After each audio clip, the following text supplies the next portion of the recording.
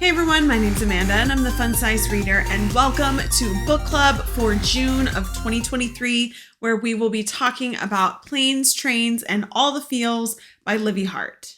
If you are reading along with me in June, I announced at the beginning of the month that we were actually going to be reading two books. First one is Planes, Trains, and All the Feels, and the second one is Blood Mercy. Go check out that video if you have no idea what I'm talking about. That's the announcement video for Fun Size Book Club of June of 2023. But I want to give a little bit of an update in the beginning before we get started in the discussion. As some of you may be aware, if you've been following along with my channel for a while, I am very much a mood reader, but because I'm pregnant, that mood and that brain fog has been elevated totally and is completely influencing my reading. So for the month of June and now for the month of July, this is going to be Book Club's announcement video. I'm not posting an entirely second video to talk about the book club pick for July because I never actually got to finish Blood Mercy. What I'm going to do is we're going to talk about Planes, Trains, and All the Feels for this video today. And then I am going to push Blood Mercy to the end of July. So we'll be reading or finishing that for July. I'm doing this for a couple reasons. One, because the book has such great reviews, I don't want to give up on it yet. I have been trying to read it, but my brain has just not really been able to process it very well.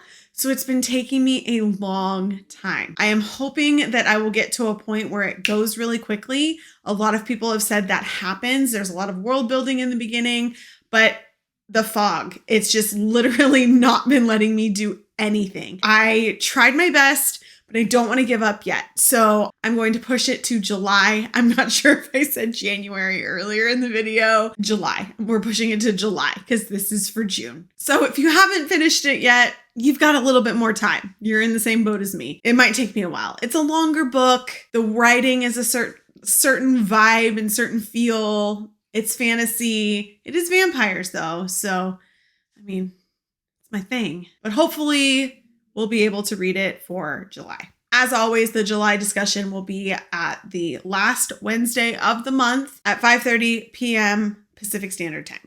So let's get started talking about Planes, Trains, and All the Feels. Little bit of a disclaimer. Okay, so I talked about the pregnancy fog a minute ago. It's very real, you guys. It's so real for me this time. I completely forgot to write down my notes for this video. I only just finished reading this book last week. Like, I should remember a lot of the details. I should. So I got really mad at myself when I pulled up my notes app and I saw that I completely didn't write any notes. So I'm going to do my best to remember all of the details that I wanted to talk about. But if you've ever had memory fog with a pregnancy, or you one day hope to have a pregnancy, you'll know what I mean. Let's start with the synopsis. Planes, Trains, and All the Feels is about a girl named Cassidy, and she is not really a mess, but like kind of a little bit of a mess. She is on her way to her sister's wedding across the country. She lives in North Carolina. Her sister lives in LA. She is trying to get on a flight when she gets rudely cut off and kind of badly treated by this guy in the parking lot, and then subsequently he's on her flight and all of these things, and her flight gets grounded. So then her and this stranger named Luke decide to pair up and take a voyage across the country because they're both trying to get to LA as quickly as possible, each for their different reasons. But of course, along the way, they are stuck together. They didn't really like each other to begin with, but they kind of start to develop a friendship in this close proximity, and it turns into more. We're going to do all the quick star rating and spice rating for the book before we get into the review and book club discussion for it. So I give this book 4 stars. I thought it was really cute. It was really good. It was easy to read.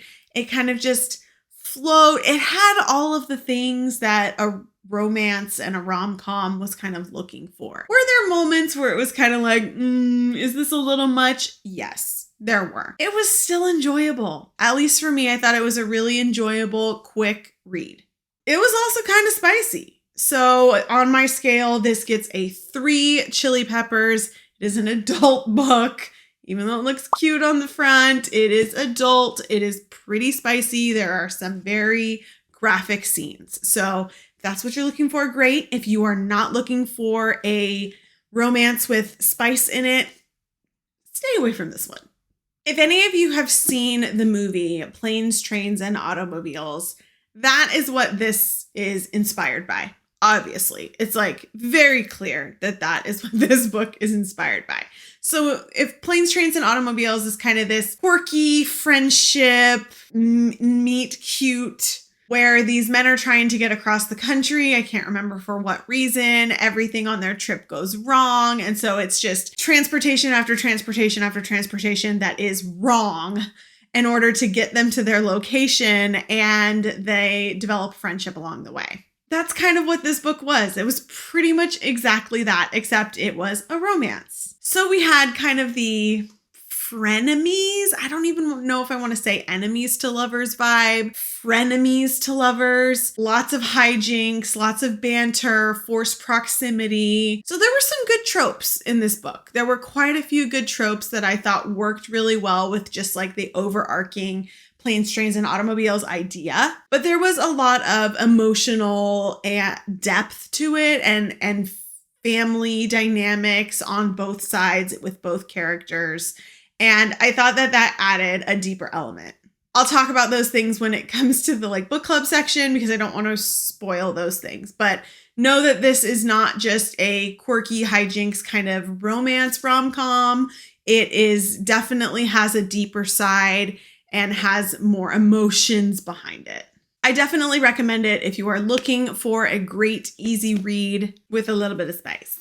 Okay, so now I want to talk about more things that are a little bit spoilery. I normally don't talk about spoilers in my rom-com videos, but because this is book club, we're going to talk about specifics. I really liked how this book had dual perspectives. I feel like it wouldn't have done as well for me if it didn't have both sides of the equation. You do have that frenemies vibe, but you kind of got to see the other character through the other one's eyes. And I think that even though I'm not typically a dual perspective lover in books, it worked really, really well with this one. I like how we got to know Cassidy, we got to know Luke, we got to know their motivations, and that kind of contributed to the actual problems in their relationship and issues that they were like coming into it with. It made you as a reader understand why certain decisions were being made. I felt for Cassidy. I felt like she was very young, not necessarily young physically, but like a little bit young-minded in the beginning, but you kind of got to see her grow a little bit as she went on. Like she kind of hid behind humor,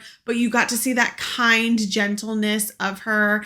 And then getting to know her family at the end of the book, it just kind of made everything that she was make sense. And I felt so hard for her. Like when she stood up to her mom at the end of the book, I loved that. I thought that was such good character growth for her because she was finally able to stand up for herself, which she hadn't been. She kind of ran away from her whole family situation before, and the controlling mother and the pushing her to do certain things in her life that she didn't want to do. And I liked seeing her growth throughout the whole thing of not just running away and having to go back for this wedding, but also being able to stand up for herself, being able to make her own choices, finding comfort in her sibling, her sister, that was kind of going through the same thing that she didn't know she was. So like their relationship got deeper on a whole new level. I really liked all of those things. Luke's family, on the other hand, I thought was interesting because I saw a lot of what the author warned about in the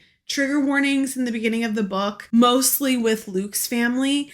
But part of me was like, it wasn't really that big of a part of the story. And I understood why he was making the decisions that he was making. But at the same time, a lot of his feelings of needing to be there and needing to be involved, I don't know, maybe I didn't connect with it as much as other people might have. Maybe it's just because of my personal experience and my career experience that kind of gives me the perspective that I have. But I kind of more took the side of not being as involved was okay because it wasn't his decisions to be making. Like, I understand the wanting to care for a loved one, and I'm not saying he was wrong in any way. I'm just saying that my perspective on it was different. So I didn't get to connect to him as much as I connected to Cassidy. But like I said, I did think that seeing both of their perspectives with the dual perspective of the book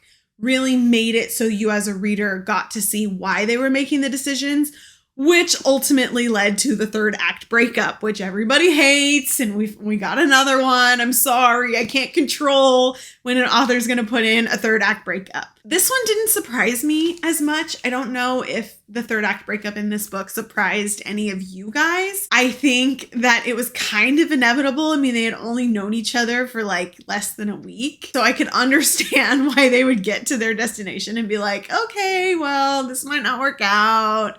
I have other things going on. Like, I got it. I get that. But when you're rooting for them throughout the whole book and you just, you want things to be able to work out, like the third act breakup kind of sucks still. The grand gesture was cute, him being at the wedding at the end. Like, it was a little predictable on that one, but it was cute. I liked it. I really liked the inclusion of her dad in the book. And I think that having that branch off of the beaten path to go see him kind of felt a little weird at first, but then when you got to see his involvement in the end of the story, I really liked it.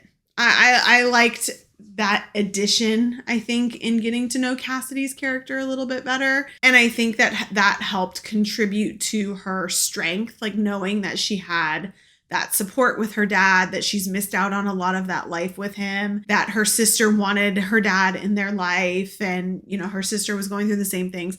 I think that just kind of brought everything together for me. I will say a lot of the quirkiness to the scenes seemed over the top. Now, if you were to put this on a big screen, maybe it wouldn't seem over the top. Right? Having the car get totaled by a semi, a big fiery crash, the train not making it until the next day, and then they end up driving and taking till the next day anyways and going to Vegas and all this stuff. It was extravagant. It was quirky. It was mildly unbelievable. But it was fine. I thought it was going to really bother me at first. It was like, okay, this is just not realistic. But I think that's just the lightheartedness and fun of the whole book. At least it was for me. The whole point was that these crazy, extravagant things happened, and that ended up bringing them closer together, leaning on each other in these times of stress. And does that always bode for a great relationship? Probably not.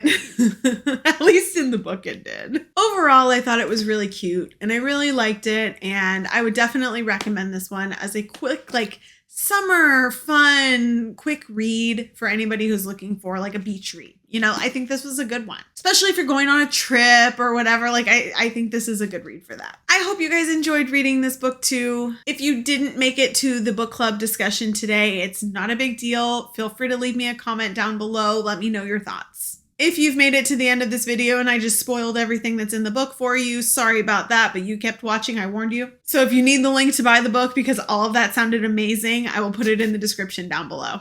Don't forget, we have pushed Blood Mercy, which was the second book for June, to July next month, last Wednesday of the month, 5:30 p.m. Pacific Standard Time. Hopefully that gives me and my brain fog enough time to finish it.